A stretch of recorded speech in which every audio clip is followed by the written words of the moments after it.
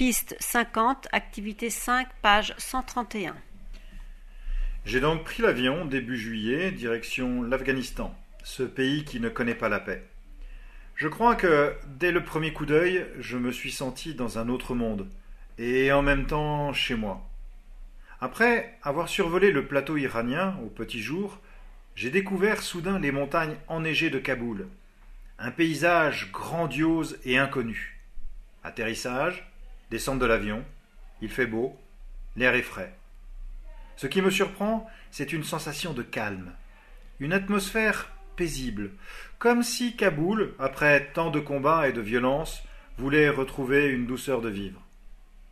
C'est en sortant de l'aéroport que mes yeux se sont écarquillés et qu'un sourire béat s'est figé sur ma figure.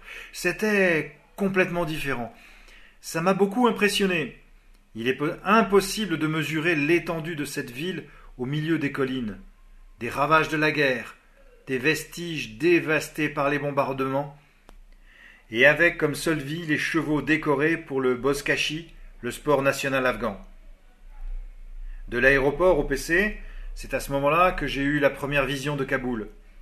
Le chemin n'était pas long, mais j'en ai pris plein les yeux. Imaginez une route large de 6-8 mètres, où roulent pêle-mêle et à 2 à l'heure les bus, les ânes, les camions, les vannes, les charrettes, les vélos, les piétons, le tout roulant dans tous les sens, les uns s'appuyant ou s'accrochant sur les autres pour passer. Je crois que le sens de circulation n'a pas encore été fixé en Afghanistan.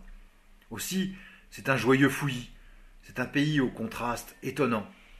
Le long des routes se trouvaient des échoppes et des étals, des charrettes de pastèques, des moutons suspendus, et juste à côté des t-shirts imitation Nike et des puces pour les téléphones portables. Sur les hauteurs entourant Kaboul, des milliers de maisons sont construites à l'affleurement du rocher. Peut-être en partie construites, en partie creusées, je ne sais pas. En tout cas, ces maisons forment une ville étagée impressionnante. On se demande comment font les habitants pour grimper là-haut. Il y a aussi des camps de réfugiés, là, en pleine ville. Les forteresses entourées de cimetières remplis de bannières vertes, puis les rues où s'animent les commerces avec cinéma, polyclinique, les jardins de Babour qui descendent doucement comme des enfants en train de courir jusqu'à la plaine. Le musée de Kaboul porte une inscription qui attire mon attention. Une nation est vivante quand sa culture reste vivante.